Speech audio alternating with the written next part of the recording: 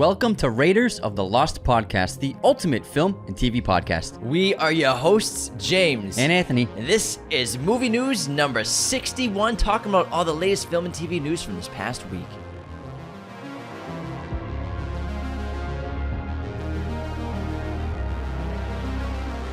Hello, movie friends. Welcome back to the show. We're very happy to be here discussing the latest industry news. A lot of stuff happened this week, and a lot of things are coming out this upcoming week we'll divulge into. And lots of other things coming out the upcoming week after that. And then the upcoming week after that, there's even more stuff. Let's get into box office. Why don't you tell us what happened? It's actually a very interesting box office weekend this week. Dragon Ball Superhero, the animated film, is number one this weekend with 21 million. It made 10 million alone on Friday. It's going to be a huge hit for that animation studio. And I want to put this into perspective. Dragon Ball Evolution, the live-action film, which came out in 2009, it only made $9 million in total domestically. So this animated film has already doubled the box office return of the live-action film. So I think this is an example of giving the fans what they want. Dragon Ball Evolution was not what fans wanted. We saw it. We were huge fans, saw it, and we were like, this is terrible. It's pretty bad. So if you give the fans exactly what they love, it's going to be a hit. So congrats on the studio for this is going to be a huge hit all around the world. I can't wait to watch it. Yeah, internationally, it's going to make even more. Next up, Beast is number two, Idris Elba's new film with $10 million. It's a decent opening for a rated R film. I believe it's a pretty high budget, so I think they want to make a little bit more. Bullet Train is in third place with $7 million. It's at $68 million domestic, and it just broke $100 million internationally. They do want a little bit more money since it was a $90 million budget. We'll see if it has legs. Top Gun is back in the top 5. Let's go. After it was bounced out last week, it's back in the top 5 this week with another $5 million for the weekend. Came back to IMAX. Yeah, and it also is at $683 million domestically. So it's closing in on $7 million. It looks like it's going to hit $7 million because it is not slowing down. Super Pets is next. Well, actually, hold on real quick. In addition to Top Gun, it just recently passed Avengers Infinity War for domestic all-time box office. Wow, that's incredible. So it's number 7, I believe, on the list. Unbelievable. Next up, we have Super Pets, which came in at number 5 with $4 million. It's closing in on $100 million. Might not hit that, though. And then we have Thor Love and Thunder next with $3.8 million. It has hit $330 million domestic, and it's around $750 million internationally, so that's a very healthy box office for them. And then Nope came in 7th place with $3 million, and it has reached $113 million domestic, which is very good. Rated R film, original idea. Congrats to Jordan Peele and the studio, Universal, for that big hit. And first big bit of news tonight. House of the Dragon premieres on HBO Max, 9 p.m. We are so excited to see this show. Cannot wait to go back to Westeros, see the Targaryens ruling over everybody with dragons. The first episode is 85% score critically on Rotten Tomatoes. And I was going through some of these reviews. People are like, these critics these days, man, they're upset because there isn't like a funny joke making character like Tyrion Lannister and all this stuff. It's like, God forbid there's a show that takes characters seriously and that are more nuanced than other iterations of the characters. It's like, relax, just enjoy the show. There's no quips in it? There's no one-liners apparently. This is what Marvel's done to everybody. We need one-liners everywhere. Oh, man. I'm not watching Game of Thrones for comedy. My God. Tyrion was great, but also it wasn't like the highlight of the show. It's the jokes. I know the highlight of the show is the show. It's great. So I'm very much looking forward to the show. We'll be doing episodes every single Tuesday, for reviews of each individual episode of House of the Dragon. So stay tuned tonight to check it out. We're so excited to watch it. And later this month, Jaws is coming to IMAX. IMAX is doing special screenings, releasing it just like they did with E.T. earlier this month. And we're doing a very special event. We're having a contest to come see it with us in LA. We've posted the contest on our Instagram, so go ahead and enter that. Yeah, so the rules are 2 people will win 1 screening ticket to a private IMAX event in Los Angeles to see Jaws with us. It's going to be a lot of fun. Travel expenses, everything are not included. It's just a free ticket to get into IMAX headquarters. It's the greatest theater experience you'll ever have. It's incredible. It's their own private theater. It's so fun. The screening will take place August 30th at 7 p.m. in Los Angeles, so please only enter the contest if you can be in Los Angeles on August 30th at night and come check it out with us, and it should be a lot of fun. Mm-hmm. Moving on to Wolfgang Pedersen, passed away at the age of 81. He was a talented, iconic director. He's behind films like Das Boot, In the Line of Fire, The Neverending Story, and The Perfect Storm. I think he did Troy too, maybe. Maybe, yeah. Great director. Das Boot's awesome. And then Perfect Storm we actually mentioned in our episode the other day. Neverending Story was our favorite childhood movie. Neverending Story. Oh, I didn't know he made that. Confirmed by Mom. Wow. Okay, next up, Regal Cinemas is unfortunately heading for bankruptcy, which is sad to see. The stock crashed as much as 80% on Friday after reports that the parent company Cineworld is preparing to file for bankruptcy. Cineworld struggled to stay afloat during the pandemic when it was forced to close its movie theaters worldwide. It suffered $2.7 billion in losses in 2020 alone, and then $566 million in losses in 2021. It's hard to recover from that. So it's actually sad to see a major chain of movie theaters closing again. It's really, really unfortunate to see like ArcLight in Los Angeles and California area, Southern California, went out of business too, and now Regal Cinemas going for bankruptcy. I'm sure someone will come in and purchase this company and purchase all their theaters to like maybe redo a new theater chain somehow, because they got all the chains everywhere. And it'll happen. It's going to be a profitable business at some point. You know, people are coming back to the theaters, but you know, when you lose that much money in a 2-year span, there's no way you're going to survive. Yeah, so I think they will be coming back. Someone's going to gather up all that real estate. Dude, if I was a billionaire, I'd be like, yo, I'm buying Regal theaters right now. See how much Top Gun made? Tim Burton's Wednesday series released its first trailer starring Jenna Ortega, and this looks pretty cool and interesting. It's dark, but also like a coming-of-age teen show as well. And Wednesday Addams is clearly a savage in this movie. She sets piranhas on boys that eat them up in the pool, so it's going to be very dark, and I'm assuming very funny at the same time. And there's rumors that Johnny Depp is going to have a role in the film as the uncle. It's not confirmed, but there's rumors speculating about it. It's interesting because all the cast and credits are on IMDb except for that character. Yeah, except for the uncle, and we didn't see the uncle in the trailer, so we'll see.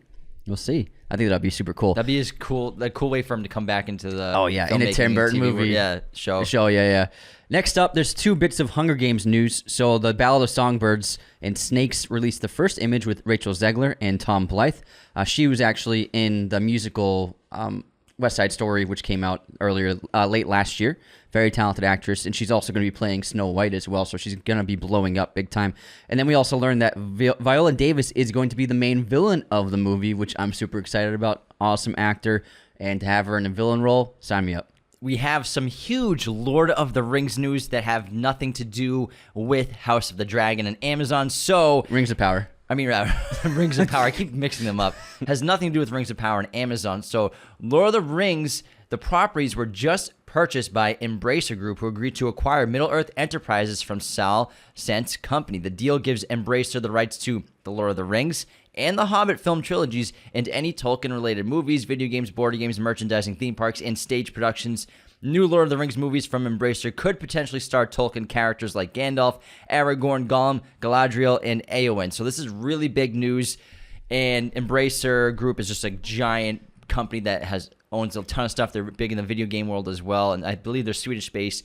I can only imagine how much they paid for this, because Amazon paid $500 million just for the rights to the notes, a couple of notes so that's why Amazon doesn't have the rights to hobbits and those characters and stuff like that. So this is insane news. So I'm sure we can expect a ton of new movies coming out in the next 10 years. You know what we're getting? We're going to get a lot of origin stories. Aragorn origins. Gandalf origins. What happened to Aragorn when he got to Rivendell? How did he become Strider? When did Eowyn and Aragorn meet? We're going to get someone calling him Strider. I mean, Arwen, I'm sorry. You know what? Strider's like a cool nickname, Aragorn. You should go with Strider.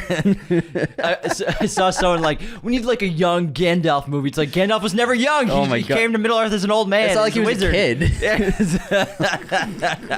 I'm like, he's always been just an old wizard guy. My God. That's what he was. That's how it works. It's who he is. It's not like he was like in high school, like going through growing pains and stuff like that, getting bullied.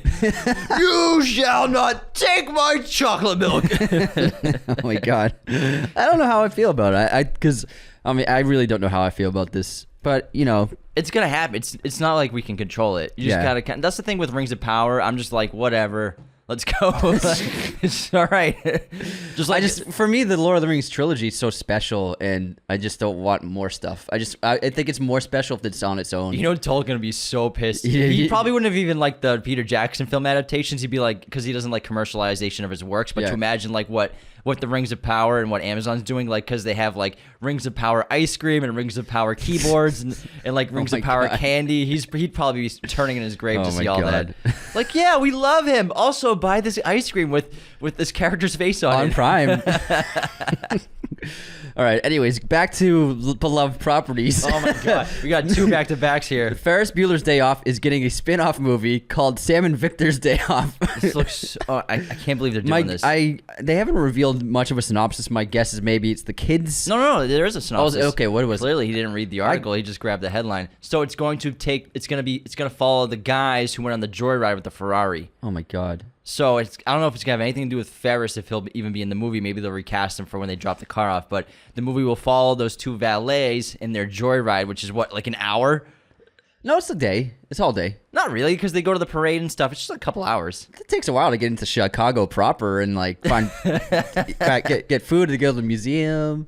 They do a lot. All right, a couple hours. All right, you're right. Yeah. So like a half a day, basically. Yeah. Still, I think they're just doing it to make money. It's unfortunate, but they're gonna do what they're gonna do. It's Paramount Studios and all these studios that just like, what can we use from our past and just make something new out of?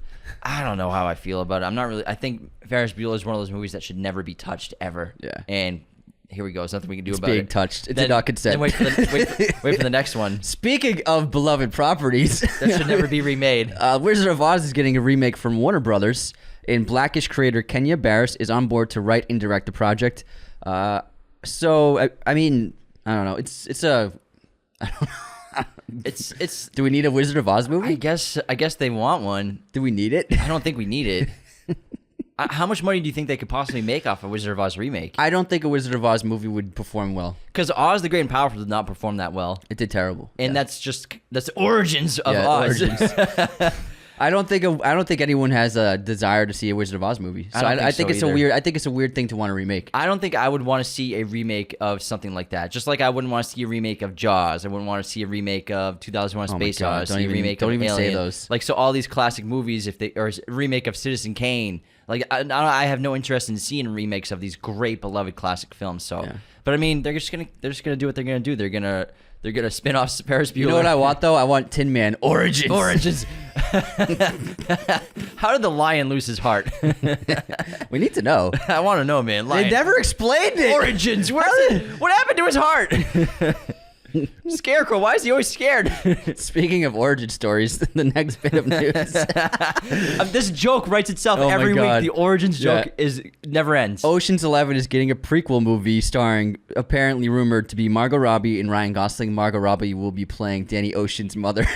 Origins. How did they conceive Danny Ocean? Maybe Danny will be a little kid. I'm sure it'll be about. They probably will, I bet you it's starring Ryan Gosling too. Margot and Ryan Gosling will probably play his parents. Yeah. And maybe they just, this is when they get together. She's, I guarantee, she'll probably be the leader of the crew. She was first signed on, so that would make sense. And then Gosling will be just the sidekick, funny, sarcastic guy. Or he could be the person trying to get her. He could be the law enforcement. Maybe. That's actually a good idea. Yeah, you need to have an enemy. That's a good angle. There's always an antagonist in an Ocean's movie. It's a good angle. Yeah. I like that. Yeah. Did you write this?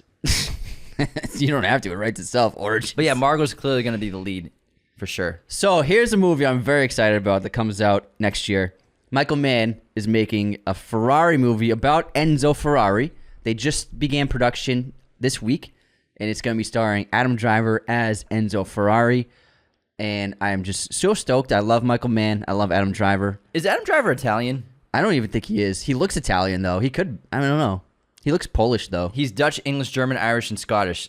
So yeah, he keeps playing Italian characters. He looks Italian as hell. Does, yeah.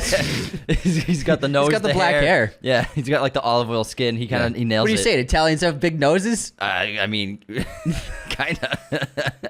I don't know about that. Not one. big. No, I didn't say. You said he's got the nose. Like, what's the nose? Italian, like the Sicilian nose and the Roman nose. Okay, it's a thing. Okay, kind of like Greeks have like the Greco-Roman nose. Okay, it's a thing, man. Okay, we're half Italian. We got the nose.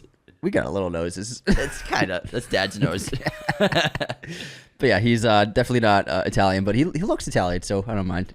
We have even better news, though, I think. So we all know the National Treasure TV series was coming. Was that coming to Hulu or something? Disney Plus. Disney Plus? Yeah. Which no one's excited about. But we got news that National Treasure 3 is being written, the film. Jerry Bruckheimer confirmed this, and he said the script will be sent to Nick Cage very soon, so we can expect to see our boy Ben Gates coming back to National Treasure soon. That is amazing news.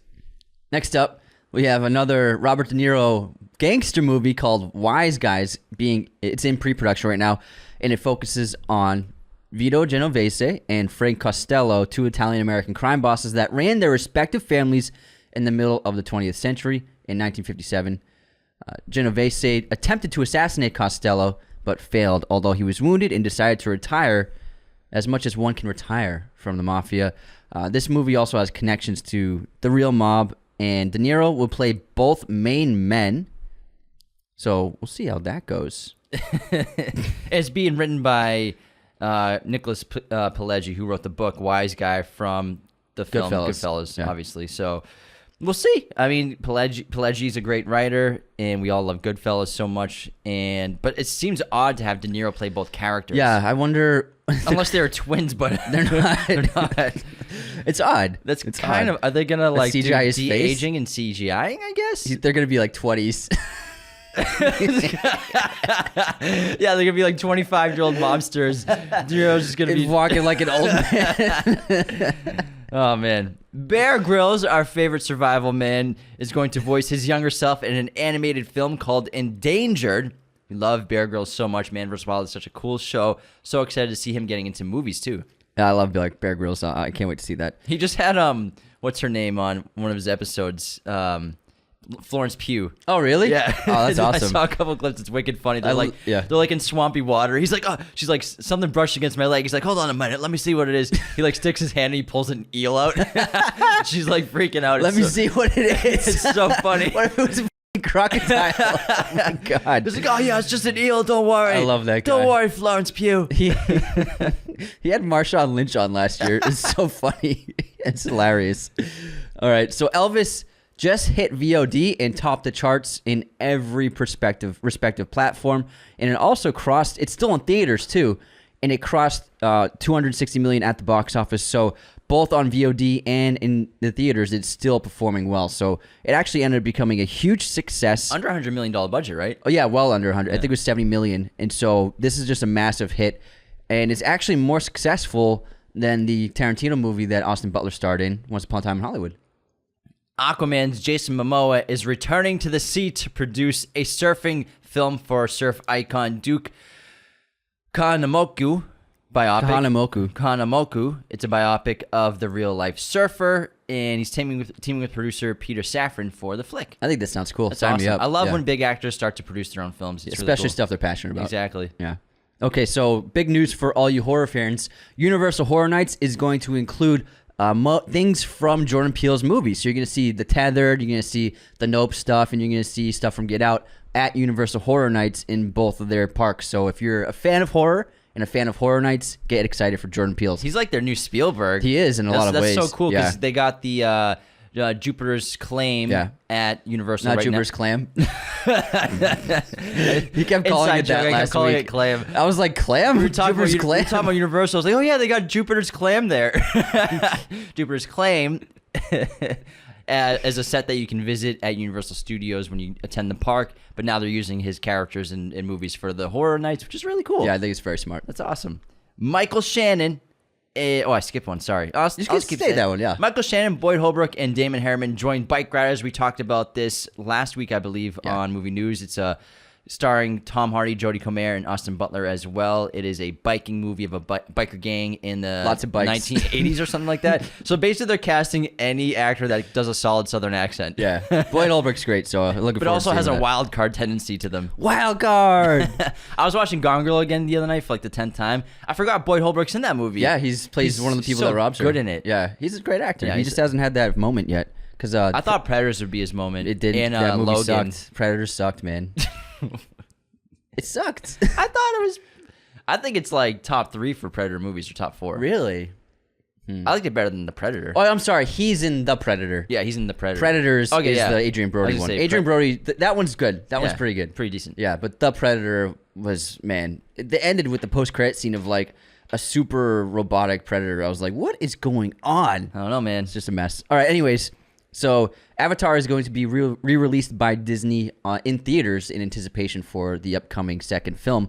And they just out of nowhere just removed it from Disney Plus.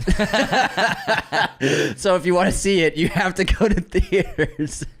I keep forgetting. So Avatar is a Disney-owned property. They own Fox. That's right. Yeah. Oh, yeah, you're right. Yeah, Cameron always made Fox movies. It's so weird to see how much Disney owns now, and all these other properties come out that have been around for so long, and filmmakers that have been working with like 20th Century, and then now it's owned by Disney. Yeah, technically Disney owns most a few David Fincher movies. They own most of entertainment. Yeah, it's pretty scary.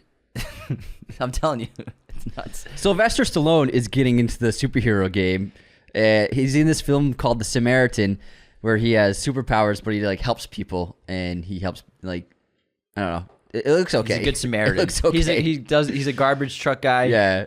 And then he befriends like a kid who's bullied and stuff, and he teaches the kid to stand up for himself. So it's I think it's gonna be on Amazon Prime. This is the world we're living in. Yeah. This is the cowboy era that will never end of just superheroes everywhere. Owen Wilson's in a superhero movie, and so it's just that's the new niche. That's the new motif for most movies these days. It's a motif, superhero motif. It's a very classy word to use. What are you trying to say? Superheroes aren't classy?